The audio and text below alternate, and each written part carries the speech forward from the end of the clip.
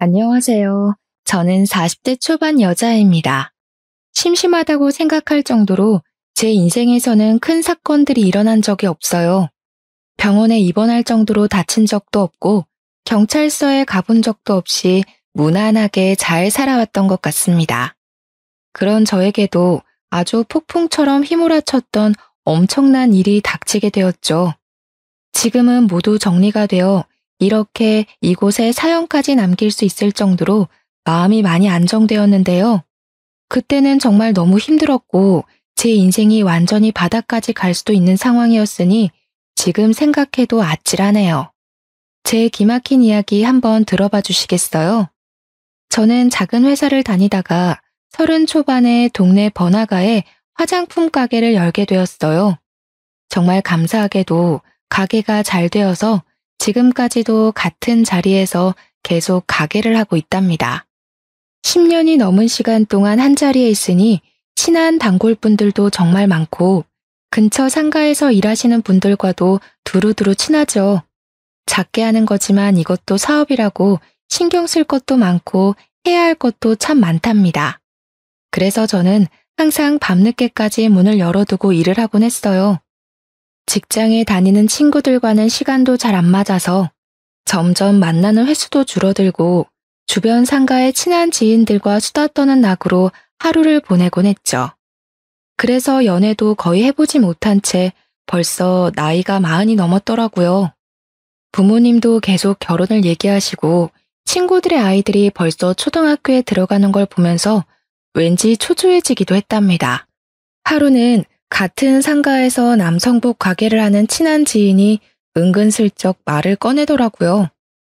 언니는 연애할 생각 없어? 우리 가게에 종종 오는 단골이 있는데 사람이 괜찮아 보이더라. 내가 물어보니까 언니보다 3살 어린데 싱글이래. 나이가 40인데 아직도 혼자면 어디 문제 있는 거 아니야? 그럼 언니는 뭐 문제 있어? 요즘은 다 늦게 하잖아. 그냥 편하게 한번 만나봐. 그렇게 소개팅을 하게 됐는데 나이에 비해서 젊고 옷도 깔끔하게 입은 모습에 호감이 느껴졌죠. 그동안 연애를 많이 해봤는지 농담도 하고 편하게 분위기를 이끌어주더라고요. 중소기업에 다닌다고 하는데 6시면 칼퇴근을 한다면서 일이 끝나면 간식거리를 사서 가게로 찾아오기도 하고요. 자연스럽게 주말엔 같이 밥도 먹고 데이트를 하게 되었네요. 그러다 보니 어느새 사귀는 사이가 되어 있더라고요. 워낙 남자친구 쪽에서 리드를 잘해줘서 그런지 모든 게 물 흐르듯이 진행이 된 것 같아요. 제가 아무래도 장사를 오래 해서 여성스러운 성격은 아니거든요. 좀 괄괄한 면이 있는데 남자친구가 워낙 다정하게 대해줘서 싸움이 일어나지 않더라고요. 저보다 나이는 어리고 연봉도 저와 비교도 안 되게 낮지만 이 남자와 결혼해도 친구처럼 잘 살 수 있을 것 같은 느낌이 들더라고요. 그렇게 프로포즈를 받고 결혼까지 하게 되었는데요. 그런데 남편에게는 다른 가정사가 있었어요. 내가 사실은 초등학생 때 부모님이 다 돌아가셨어. 그래서 계속 친할머니랑 살았고 얼마 전에 할머니도 돌아가셨고 왕래하는 친척도 없어. 사실 아주 외롭게 자랐지. 그래서 말인데 결혼식에 내 하객은 별로 없을 것 같아. 그 점이 좀 걱정이네. 그랬구나. 살아온 얘기 들으니 너무 마음이 찡하네. 그동안 외로웠던 만큼 내가 가족이 되어줄게. 결혼식은 그냥 간단하게 하자. 우리 가족이랑 자기 친구 몇 명만 초대해서 스몰 웨딩하면 되지. 난 괜찮아. 친정 부모님은 무슨 재혼도 아니고 결혼식을 그렇게 번갯불에 콩 볶아 먹듯이 하냐고 언짢아 하셨죠. 남편은 모아둔 돈도 없어서 제가 사는 아파트에 들어와서 살게 되었거든요. 저는 남편이 저보다 어리고 제가 금전적으로는 더 나으니까 상관없다고 생각했어요. 젊으니까 둘이 열심히 벌면 금방 일어날 수 있을 거라고 생각했고요. 부모님도 남편이 마음에 딱히 들진 않았지만 제가 나이가 좀 있다 보니 결혼하는 것만으로도 만족스러우셔서 허락을 해주신 것 같아요. 그렇게 제 명의의 아파트에서 신혼살림을 시작하게 되었답니다. 첫 6개월 동안은 여느 신혼부부처럼 아주 달달하게 지냈답니다. 이래서 사람들이 결혼하는구나 싶을 정도로 남편도 다정하게 잘 대해줘서 저에게도 드디어 행복이 찾아왔나 싶었죠. 어느 날 옆집이 시끄럽길래 나가보니까 이사를 오고 있더라고요. 그리고는 몇 시간이 지나고 초인종이 울리더라고요. 문을 열어보니 젊은 여자가 4~5살 정도 돼 보이는 남자아이와 함께 서 있더라고요. 사람 좋게 웃으면서 저에게 떡 접시를 내밀었죠. 오늘 옆집에 이사 왔어요. 앞으로 잘 부탁드린다고 떡을 좀 가져왔어요. 상훈아, 인사해야지. 반가워요. 아주 귀엽게 생겼네. 몇 살이야? 4살이에요. 혹시나 아이가 시끄럽게 해도 이해 조금만 부탁드려요. 저희는 괜찮아요. 우린 저녁 늦게나 들어와서 듣지도 못할 텐데요. 남편분이랑 둘이 사시는 거예요? 부럽네요. 전 애기랑 둘만 살거든요. 제가 당황해서 대답을 고민하던 사이 갑자기 애가 우리 집으로 쏙 들어가 버리는 거예요. 애를 잡으려고 옆집 여자도 저희 집으로 들어왔습니다. 그래서 얼떨결에 같이 차 한잔 마시면서 이야기를 더 나누게 되었죠. 저보다 7살이나 어린데 혼자 아이를 키운다니 짠한 마음이 들더라고요. 대화해보니 나쁜 사람 같지 않고 해맑은 성격인 것 같아서 조금씩 친해지게 되었답니다. 아이가 어린이집에 가는 시간 동안 잠깐 아르바이트를 하는 게 전부라 형편도 그렇게 좋아 보이진 않더라고요. 저도 결혼을 했으니 저와 남편을 닮은 아이를 갖고 싶은 마음이 컸거든요.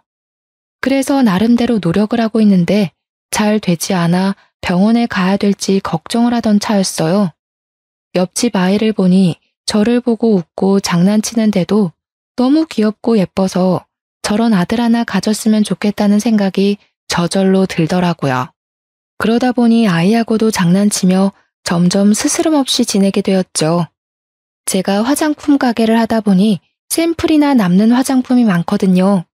그래서 몇 번 화장품을 가져다 주니까 자기 나름대로 남을 묻혔다고 가져다 주고 과일도 갖다 주면서 서로의 집을 왕래하는 경우도 늘어나게 되었어요. 하루는 남편과 함께 출근하려고 현관문을 열었는데 마침 옆집 여자도 나오더라고요. 그런데 운동을 하러 가는 건지 착 달라붙는 레깅스와 짧은 티셔츠를 입고 있더라고요. 옆집 여자의 늘씬한 라인이 그대로 드러나는 옷이었어요. 어머, 언니, 딱 마주쳤네요. 어머, 남편분은 처음 뵙네요. 안녕하세요. 옆집 여자가 간드러지는 목소리로 남편한테 인사를 하더라고요. 남편도 옆집 여자를 빤히 보며 인사를 하는데 기분이 좀 그렇더라고요. 옆집 여자는 현관 복도에 배달된 생수 상자를 옮기려는 듯이 엉덩이를 높게 쳐들고 상자를 낑낑대며 밀기 시작하더라고요. 어찌나 자세가 민망한지 엉덩이를 한 대 쳐버리고 싶은 충동까지 일더라고요. 남편이 힐끔대길래 얼른 엘리베이터 쪽으로 등을 빨리 떠밀어 버렸답니다. 저는 사실 좀 살집이 있는 편이거든요. 나이가 있어서 그런지 날씬한 여자를 보면 좀 부럽긴 하더라고요. 그래도 그렇지 아침부터 그렇게 딱 붙는 옷을 입는 건 좀 아니지 않나요? 하루는 남편이 야근이라면서 밤늦게 온다고 하더라고요. 혼자 저녁 먹을 생각을 하고 있는데 초인종이 울렸어요. 어머 언니, 오늘 내가 요리를 아주 기가 막히게 했는데 내가 손이 아주 커서 양을 너무 많이 한 거 있죠? 바로 우리 언니 생각나더라고. 괜찮으면 우리 집에 와서 같이 저녁 먹어요. 그래서 같이 옆집에 갔는데 주방에 처음 보는 남자가 앉아 있어서 좀 당황했어요. 언니는 처음 보겠다. 우리 사촌 오빠예요. 저 혼자 산다고 자주 도와주러 오거든요. 오늘도 형광등 갈아준다고 왔네요. 오빠가 사람이 진짜 괜찮은데 아직도 여자친구가 없어서 큰일이야. 저는 사촌 오빠라는 남자와 어색하게 인사를 나눴어요. 좀 불편해서 그냥 집에 가고 싶었지만 예의가 아닌 것 같아서 그냥 식탁에 가서 앉았죠. 차려진 걸 보니 식사보다는 안주에 가까운 메뉴가 많더라고요. 역시나 옆집 여자가 술을 들고 왔어요. 마침 우리 아이도 오늘 친정집에 가서 자게 됐거든요. 그래서 오랜만에 사촌 오빠랑 회포 좀 풀려고 그랬는데 언니도 와서 딱 좋네요. 아, 그런데 오빠분 불편하실 것 같은데. 그냥 두 분이서 편하게 드세요. 그냥 난 집에 갈게. 아닙니다. 이경준이라고 편하게 불러주십시오. 이렇게 아름다운 분과 함께 있으니까 전 더 좋은데요. 같이 한잔 하시죠. 사촌 오빠랑 언니랑 아마 동갑일걸요? 둘이 편하게 친구하면 되겠네. 전 평소에 술이 약한 편이라 여러모로 이 자리가 불편했어요. 그래서 안주만 조금씩 깨작대고 있는데 사촌 오빠라는 사람이 자꾸 저에게 술을 권하더라고요. 어쩔 수 없이 조금씩 홀짝홀짝 마셨죠. 조금 먹었는데도 취했는지 살짝 어지러운 기분이 들었답니다. 옆집 여자와 남자는 신나게 수다 떨면서 분위기를 띄우더라고요. 남자도 화장실에 다녀온다 뭐 한다 하면서 일어섰다가 다시 앉았는데 제 팔꿈치가 닿을 정도로 제 옆에 너무 가깝게 앉더라고요. 옆집 여자는 어디 갔는지 보이질 않고 남자와 저만 남아있게 되었어요. 제가 처음 본 순간부터 얘기했지만 정말 아름다우십니다. 그러면서 남자가 제 손목을 슬쩍 잡는 게 아니겠어요? 저는 너무 놀라서 벌떡 일어났습니다. 지금 뭐 하시는 거예요? 저 유부녀예요. 동생한테 못 들으셨어요? 저는 기분이 너무 불쾌해져서 집으로 와버렸어요.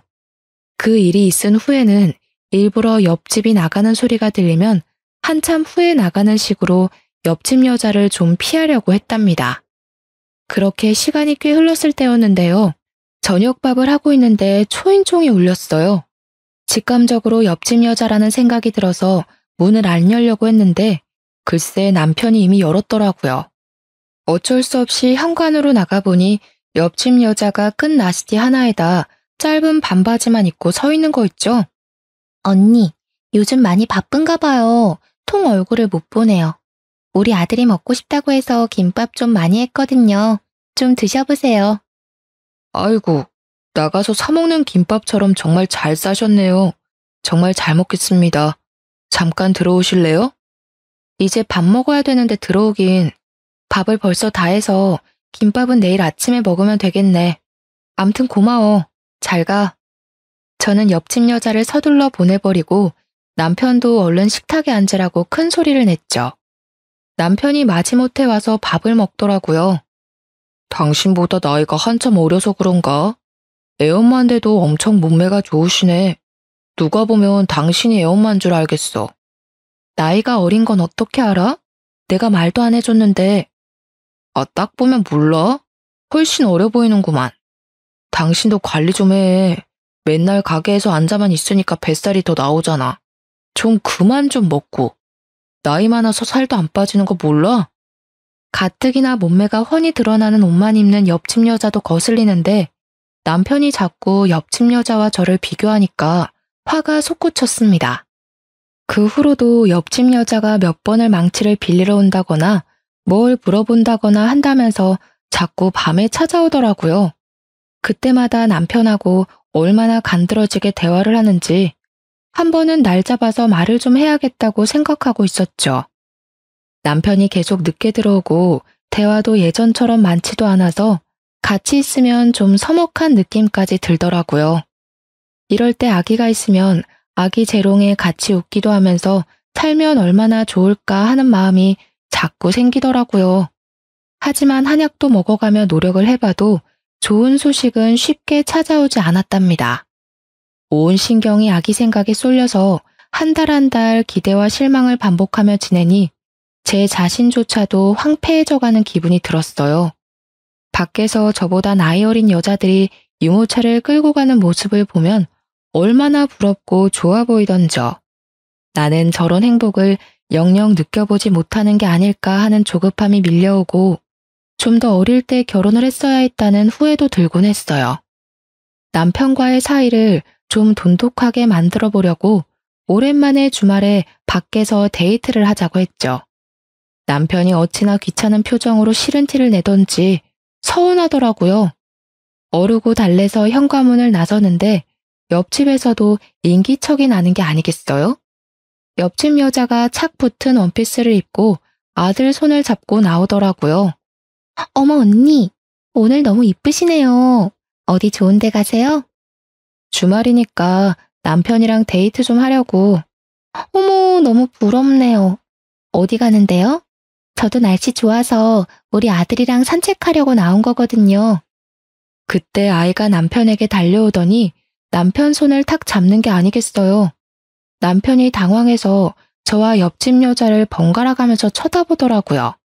아이가 남편 손을 막 잡아 끌고 엘리베이터 앞으로 가서 어쩔 수 없이 같이 나가게 되었어요. 아파트를 나서서 걸어가는데 아이가 남편 손을 꼭 잡고 걷고 그 옆에 어느새 옆집 여자가 붙어서 걸어가고 있더라고요. 엄격결에 저는 맨 뒤로 뒤처져서 따로 걷게 되었죠. 그때 지나가던 할머니들이 세 사람을 보면서 한마디씩 하더라고요. 아이고, 날이 좋아서 가족이 놀러 가나 보네. 좋을 때다, 좋을 때야. 아기가 지아빠를 쏙 빼닮았네. 마누라가 훨씬 어린가 보네. 남편은 들은 건지 안 들은 건지 그저 애 손에 끌려서 쫄쫄 따라가고만 있었죠. 뒤에서 세 사람을 보니까 할머니들 말대로 잘 어울리는 것 같아서 왠지 서글픈 기분이 들더라고요. 그래서 얼른 앞으로 달려가서 남편 팔짱을 끼고 걸음을 재촉했어요. 우리가 극장에 가야 돼서 좀 서둘러야 할 것 같네요. 그럼 다음에 봐요. 제가 남편을 데리고 빨리 걸으니까 옆집 여자가 입을 삐죽이더라고요. 저는 그렇게 옆집 여자와 아이를 남겨두고 남편과 차를 타고 출발을 했죠. 그렇게 남편과 극장에 갔지만 남편이 자꾸 틱틱대서 분위기를 다 망치고 말았어요.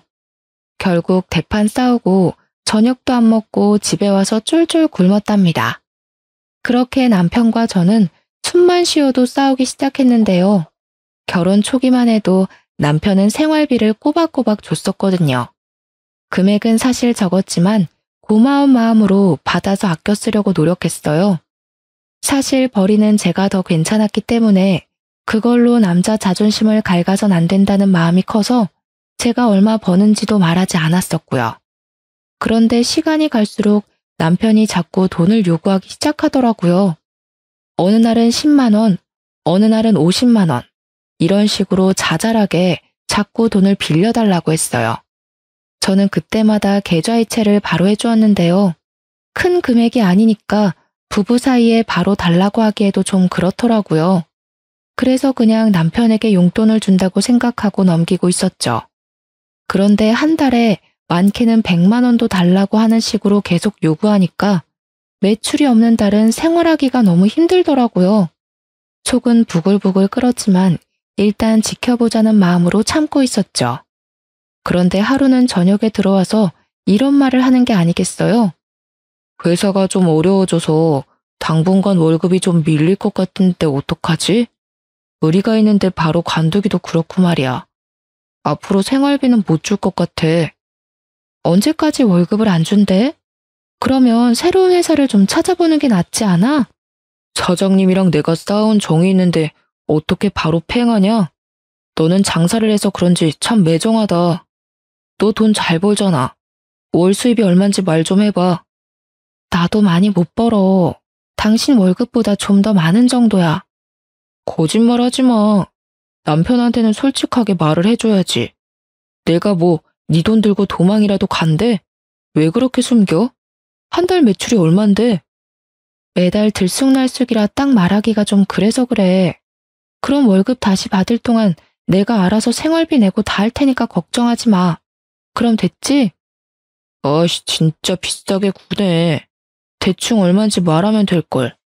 네가 이렇게 우리 사이에 벽을 만드니까 그렇게 갖고 싶다는 애도 안 생기는 거 아니야. 그게 무슨 황당한 논리야? 매출 알고 싶어하는 당신이 더 어이없어. 나도 당신 월급 정확히 모르잖아.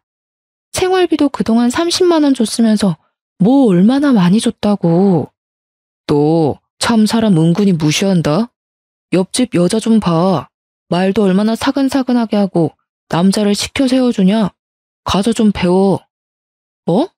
지금 말 다 했어? 그리고 당신이 옆집 여자를 얼마나 한다고 그딴 소리를 해. 제가 화를 내자 남편은 짜증을 내면서 얼른 안방으로 들어가 버리더라고요.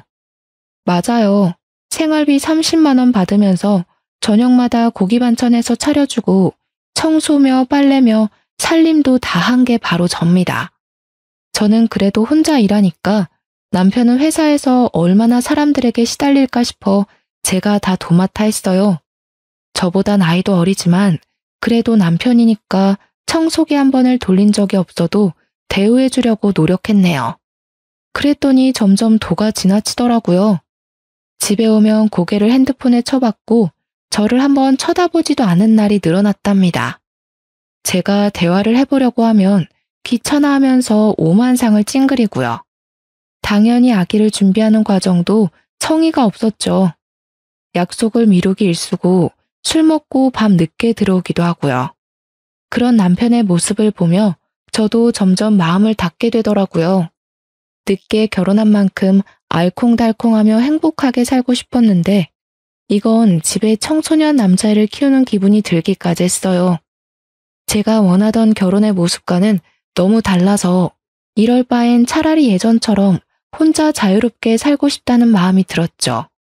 그러던 어느 날 남편의 숨겨진 모습을 보게 된 날이 있었어요. 어김없이 술 냄새를 풍기며 밤 늦게 들어와서는 방으로 들어가려는 제 팔목을 거칠게 잡더라고요. 나 차 좀 바꿔줘. 사고가 나서 차가 없어. 뭔 소리야? 말을 똑바로 해. 차가 없다니. 사고는 언제 났는데 이렇게 멀쩡해? 아무튼 사고 나서 차 폐차시켜버렸으니까 당장 차 좀 한 대 뽑아줘. 당신 능력 있잖아. 응? 야밤에 뭔 홍두깨 같은 소리를 하고 있어. 오늘 아침만 해도 멀쩡했던 차를 폐차시킨 게 말이 돼? 그럼 당신도 병원에 있어야지. 폐차시켰단 증거 있어? 증거 보여줘봐. 아이씨, 무슨 증거야. 누가 꼰대 아니랄까봐 진짜. 야, 하늘 같은 남편이 차 뽑아달라면 알았다고 하면 될 것이지. 뭔 말이 그렇게 많아? 안 되면 할부로라도 사줘. 당장 타고 다녀야 될 거 아니야. 내가 내일 계약할 테니까 당신이 명의만 좀 빌려줘. 말도 안 되는 소리 그만해. 차 사기만 해봐. 당장 급하면 내 차 타고 다녀. 그럼 되잖아. 어이씨, 진짜 더럽게 말 안 통하네. 남편은 갑자기 소리를 지르면서 집안의 물건들을 다 내던지기 시작했어요. 텔레비전부터 시작해서 청소기, 그릇들까지 닥치는 대로 깨부수는데 너무 놀라고 무서웠답니다. 남편이 이렇게 폭력적인 모습이 있는지 전혀 몰랐었는데 눈까지 희번뜩해서 난장판을 치는 걸 보니 내가 생각했던 사람이 아니었다는 생각이 퍼뜩 들더라고요. 저는 울면서 그만하라고 소리를 질렀어요. 남편은 씩씩대며 집안을 휘젓고 다니다가 문을 박차고 나가버리더라고요. 그렇게 남편은 3일 동안 집에 들어오지 않았어요. 저는 혼자서 남편이 부순 물건들을 다 치워야 했죠. 지금도 그때 혼자 울면서 집을 정리했던 기억을 떠올리니 당시에 비참했던 기분이 떠올라 눈물이 날 것 같네요. 저 역시 남편에게 연락도 하지 않았는데 저녁에 집에 가보니 아무 일도 없었다는 듯이 텔레비전을 보고 있더라고요. 그러고는 자연스럽게 저한테 말을 걸고 그 일이 있었던 이전처럼 행동하는 게 아니겠어요? 지금 생각해보면 그때 남편이 하는 대로 넘어갔으면 안 되었는데 바보 같던 저는 사과 한마디 못 받고 그렇게 구렁이 담 넘어가듯이 넘어가는 남편을 받아줬네요. 저도 장사를 하니까 말하는 걸로는 지지 않는 편인데 남편은 진짜 못 이기겠더라고요. 상황에 맞춰서 얼마나 말을 잘하고 잘 넘기는지 어느새 남편한테 끌려다니는 상황이 되곤 했답니다. 그렇게 다시 평범한 일상을 지내고 있었는데 가게로 옆집 여자의 사촌 오빠가 찾아온 게 아니겠어요? 어떤 남자 손님이 자꾸 저를 흘깃거리길래 말을 건네려고 가까이 가보니 그 남자더라고요.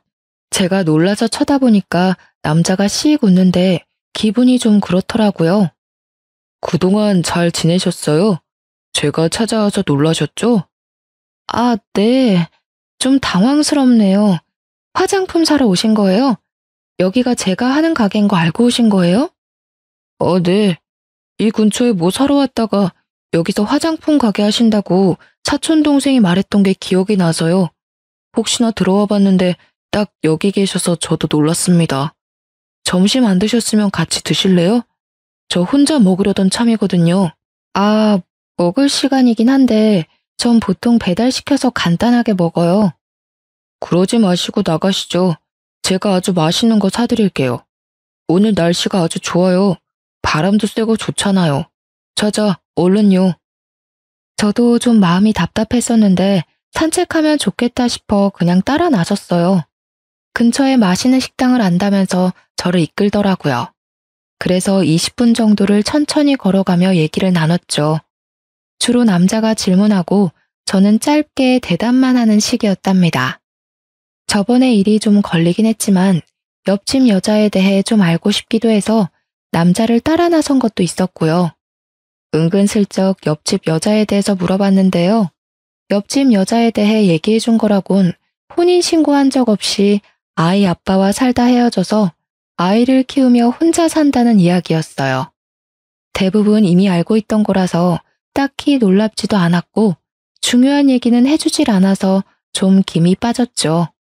그날 저녁에 집에 들어갔는데 남편이 옆집 아이와 함께 놀고 있는 게 아니겠어요?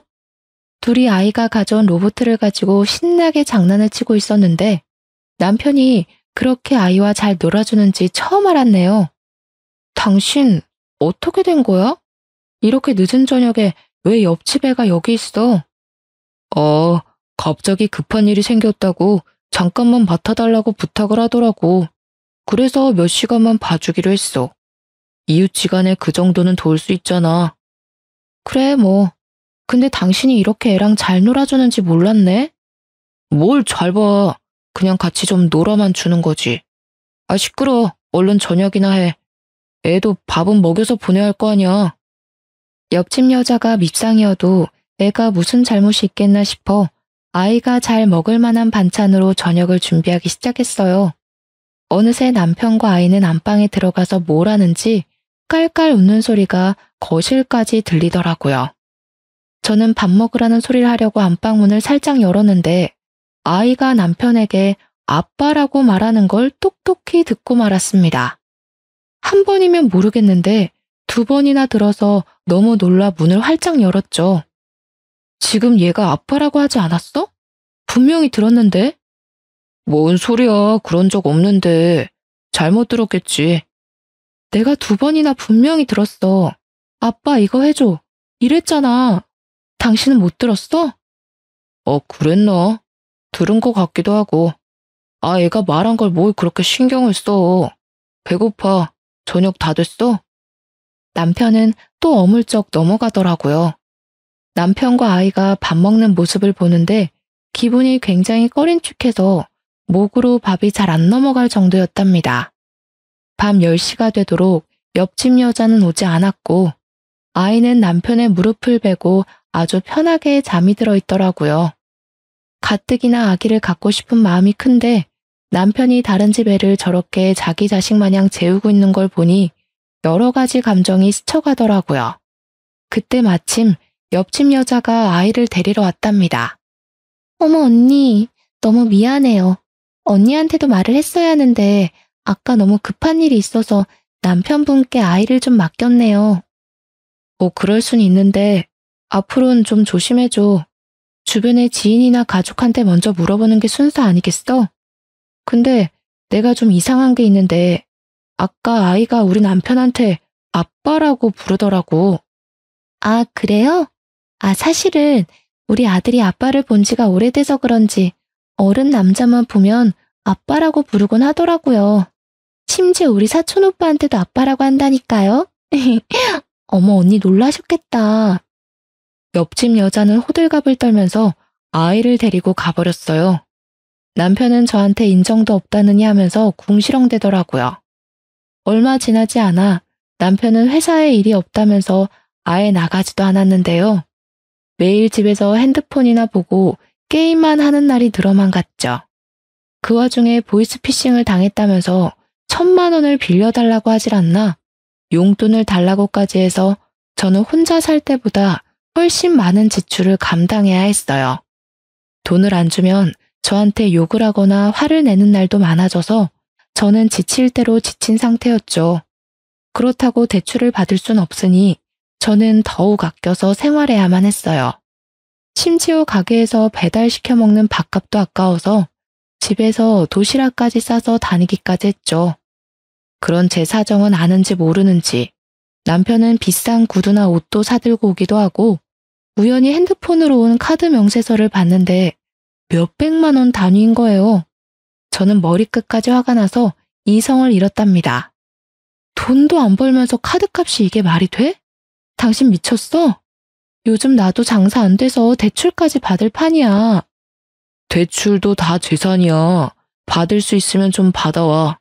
이왕이면 이 집 담보로 좀 넉넉하게 받는 게 어때? 뭐? 무슨 말도 안 되는 소리야. 당신 돈이 어디서 나서 이렇게 카드를 팍팍 긁어? 이 옷은 또 뭐고? 난 티쪼가리 하나도 못 사 입는데 이거 엄청 비싼 거 아니야? 잔소리 좀 그만해. 맨날 바가지를 긁어대니까 난 네 얼굴만 봐도 지긋지긋해. 이래서 남자가 길을 펴겠어? 그렇게 남편은 또 집을 나가버렸고 이제는 대놓고 외박을 하더라고요.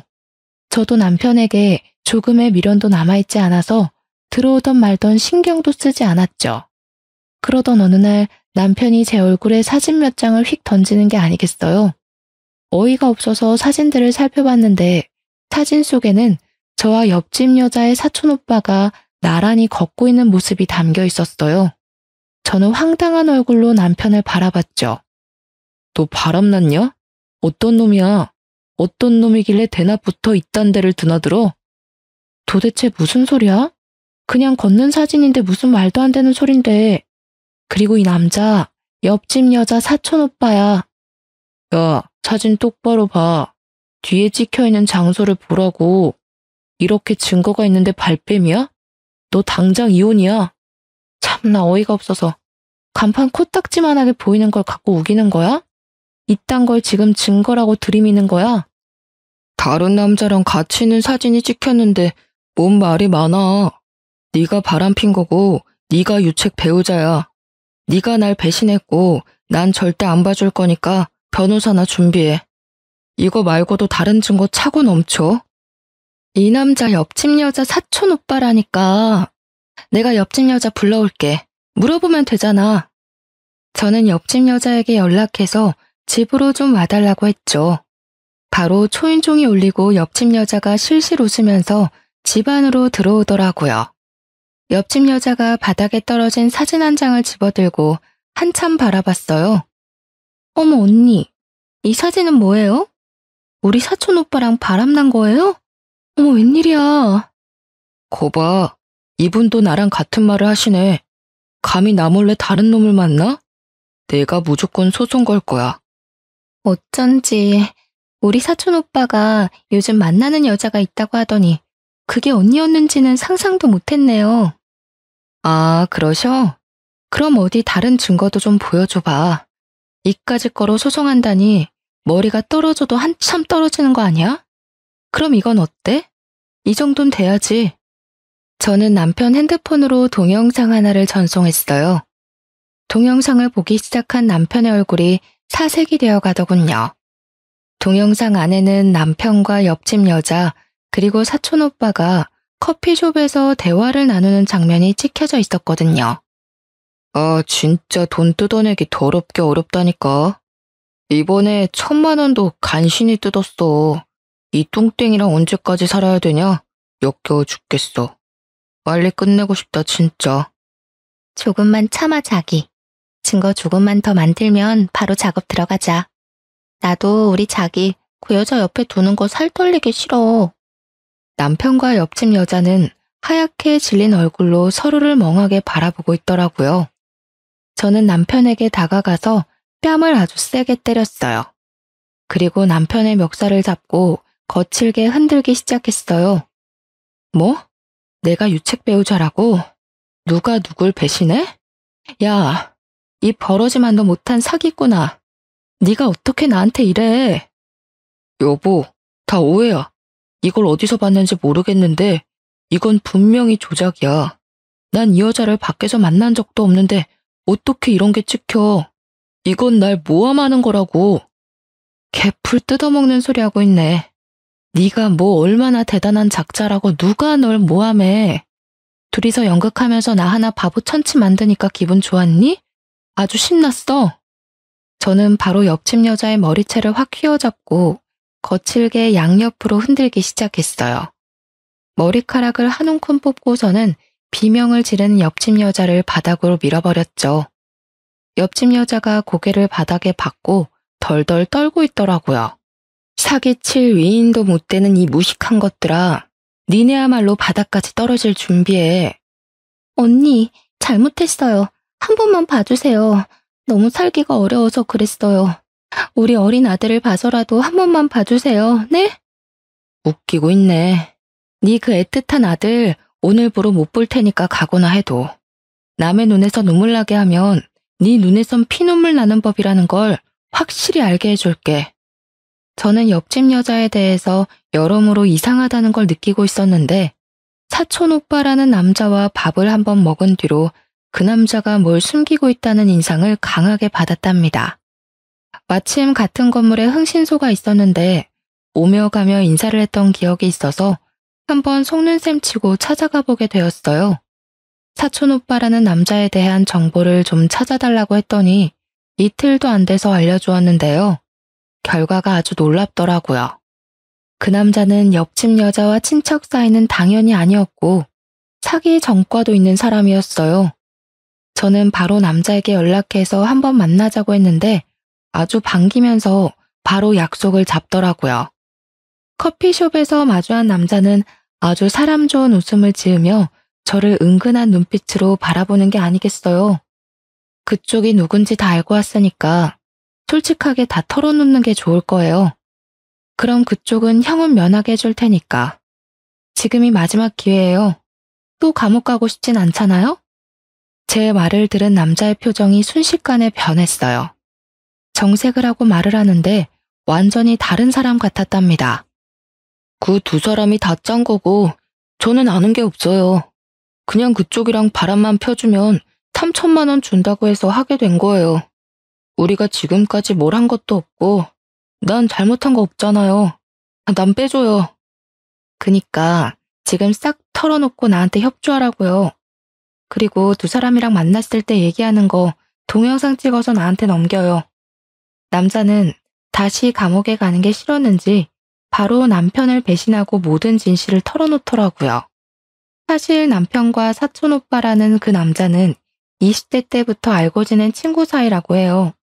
둘 다 사기죄로 구치소에 갔을 때 만나서 지금까지 서로 사기치는 걸 도와주는 관계였던 거죠.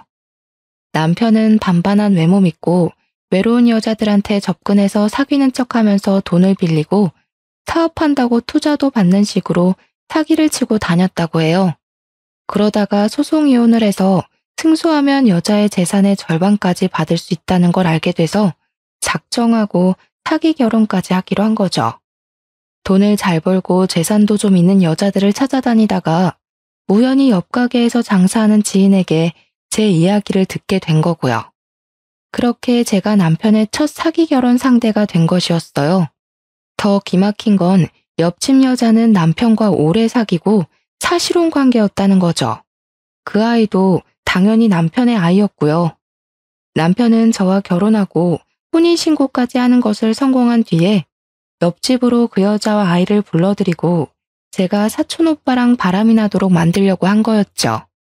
믿을 수 없는 현실 앞에서 앞으로 닥칠 일이 너무나 무서워 몸서리가 쳐졌답니다. 경찰서 한번 가보지 않고 살았던 제 인생에 이런 믿을 수 없는 사건이 벌어지다니 부모님 볼 면목도 없고 미치겠더라고요. 그동안 오래 장사하면서 좋은 사람인지 나쁜 사람인지 딱 알아볼 수 있다고 말하고 다니곤 했던 제 자신이 얼마나 창피했는지 몰라요. 남편에게 배신당한 것도 당한 거지만 도대체 어떻게 해결을 해야 하는지 깜깜하더라고요.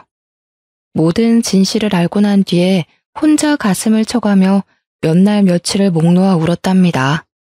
무릎 꿇고 잘못했다면서 저를 회유하려는 남편을 차가운 눈빛으로 째려보았어요. 그동안 이 뱀 같은 남자의 새치허에 얼마나 농락을 당했는지요. 그래도 남편이라고 영양제까지 매일 갖다 바치면서 내조하려고 했던 제 자신이 불쌍하고 또 불쌍했어요. 여보, 잘못했어. 내가 머리가 어떻게 됐나 봐. 한 번만 용서해주면 이제 당신만 바라보면서 살게. 우리 이쁜 아기도 낳아서 오손도손 잘 살아봐야지. 아기 같은 소리 하네. 네 친구가 그러더라. 너 정관 수술했다며. 난 그것도 모르고 하루하루를 테스트기에 가며 가슴 졸이고 살았는데 그런 나를 보면서 얼마나 웃겼겠어? 뭐? 오빠, 이 여자 말이 진짜야? 언제 수술했어? 우리 둘째 같자는 말은 다 거짓이었어? 나 둘째 갖고 싶다고 했잖아. 아, 시끄러워. 지금 상황 파악 안 돼? 지금 그딴 말을 왜 하는데? 아주 너네는 천생연분이다. 둘이 감옥 가서 천년만년 잘 살아봐. 지금 도망치려고 해도 소용없어. 이미 밖에 경찰차 다 와 있거든. 때마침 제 신고를 받고 온 경찰이 집 안으로 들어왔어요. 경찰을 본 두 사람이 아연실색하는 꼴이 얼마나 가짠턴죠. 여보, 한 번만 봐줘. 무슨 집안일로 경찰까지 부르고 그래. 여보, 제발. 남편과 옆집 여자는 경찰들한테 질질 끌려서 차에 태워졌답니다. 끝까지 안 가려고 바닥을 기면서 버티는데 아주 못 봐주겠더라고요. 그 후로 두 사람은 사기죄로 나란히 감옥에 들어가게 되었어요. 사촌 오빠라는 남자도 당연히 경찰 조사 끝에 형이 인정되어 구치소에 수감되었고요. 저는 감옥에 있는 남편과 이혼 소송을 진행했고 적지만 위자료도 챙길 수 있었죠. 옆집 여자 상대로 상간녀 소송도 바로 진행해서 옆집에 새들면서 냈던 보증금을 위자료로 모두 받아낼 수 있었답니다. 그게 그 여자의 전 재산이었거든요. 저는 그 이후로 충격이 너무 커서 가게를 좀 쉬었다가 최근에서야 다시 일을 시작했답니다. 이제는 많이 괜찮아져서 이렇게 사연도 보낼 수 있게 되었죠. 따지고 보면 제가 잘못한 건 전혀 없는데 왜 제 인생을 슬픔과 후회로 낭비하고 살아야 하나 생각이 들더라고요. 그래서 툭툭 털어내고 후련하게 저의 인생을 씩씩하게 살아내기로 다짐했어요. 딱히 나쁜 일을 저지르지 않고 평범하게 살았었는데 사기꾼과 결혼을 했었다니 얼마나 기막힌 노릇인지 몰라요. 그 뒤로는 사람을 만날 때 더욱 조심하게 되더라고요. 제 기막힌 사연 들어보시니 어떠셨나요?